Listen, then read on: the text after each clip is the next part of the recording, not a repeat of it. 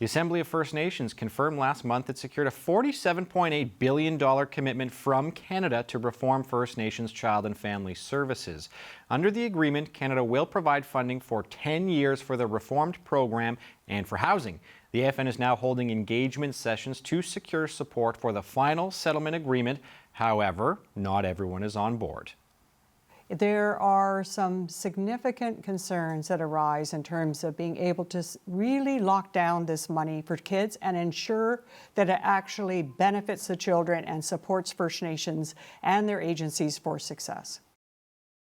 To break down how the AFN views this settlement offer, Cindy Woodhouse Nepinak is the Assembly of First Nations National Chief, and she joins me now. Hello, National Chief, and welcome to Power and Politics. Thank you. Thanks for having us. So you previously referred to this as a, quote, historic turning point for First Nations children and families. What is it about this settlement that makes it that significant? You know, I think for far too long, provincial governments, even the federal government, there's been too many people that have always been after First Nations children in our communities, from residential schools, day schools, the 60s scoop, and now the broken child welfare system.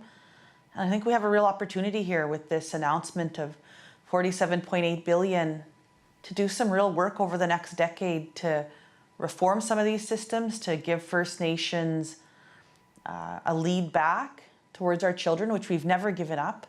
But at the same time, people have always been at our children. And I think that it's important that this money go back to First Nations people to fix a broken system, and many will be at different levels of where they're at, but we have to start. And I don't want to be one of those national chiefs down the road that had a chance to do something and didn't. And I just think that we have to move beyond colonialism, this very colonial system of the child welfare system. It's very broken in our country, and we have many families that are suffering through it and many families that are waiting for help. And I think that we can begin the work of pushing to bring our children back home to our communities. Well, on that note, let's Yeah. backpedal a little bit.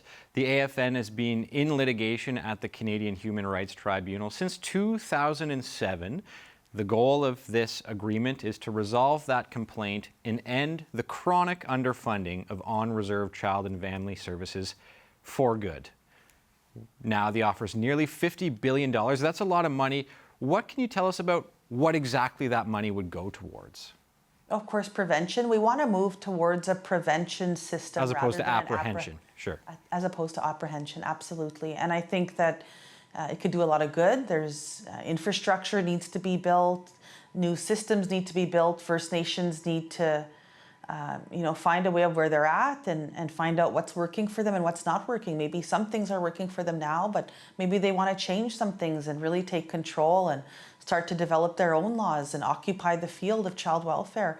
And I think First Nations should have the opportunity to do that without people always telling them that they can't. So I think Chiefs have a real opportunity in September to vote yes or vote no. Well, before we get to that point, yesterday, First Nations children's advocate Cindy Blackstock was on the show. She told me that she is seriously concerned about the agreement, or at least parts of it. She believes the Human Rights Tribunal, as I just said, would not approve the deal in its current form. So how confident are you the tribunal would give it the green light, assuming the Chiefs also give it the go-ahead? Look, all we can do is, it's a historic investment. It's a huge amount of investment that can go to fixing this very broken system. The tribunal itself, well, I think we're in this other step right now where we're asking Chiefs to vote yes or no, and we certainly look forward to those discussions, and we look forward to continuing to work with all people. We lift up Phil Fontaine, Cindy Blackstock, all these people, Perry Bellegarde, many people that came way before me.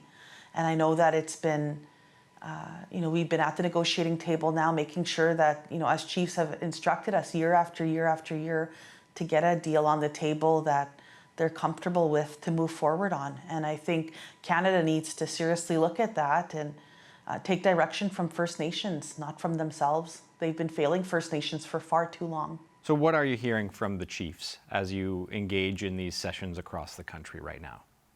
Oh, there's always, because it's our children and families, it's always a sensitive issue, right? Yeah. And I think First Nations want their children back home. And I think many chiefs are in support of this. Many chiefs are willing to go forward. And of course, there's always questions when there's such a big deal like this and such big money on the table. It's a lot of questions and a lot of comments and a lot of what if this, what if that. You know, we have lots of issues to discuss. Jurisdiction, fighting provinces, as we just seen in a recent Supreme Court ruling that they don't have jurisdiction over our children. And it's a real opportune time, and it could be a scary time as well, because I think that we've been under a really aggressive system at our children for over 100 years already. And this is a continuation of it. And I think, you know, we can really turn the point to say we're going to go a different way. First Nations can and will do better than the provinces and this government has, because we did for time immemorial. Mm-hmm. And since they've been in our lives, it's been tough the last 150 years. Colonialism and poverty and all those things. Like, families need support, and we need to advance together. We need to work with everybody, but we need to advance together and work amongst ourselves to find the best practices. Well, it sounds like you are optimistic about the way this is going based on what you're hearing. Obviously, there's going to be some debate, but I will circle back to what Blackstock said. She's arguably the leading expert on these issues. She said she is, quote, not confident right now that the final settlement agreement will be able to achieve its goals in its current form, which is end that chronic underfunding. So what do you say in response to her concerns?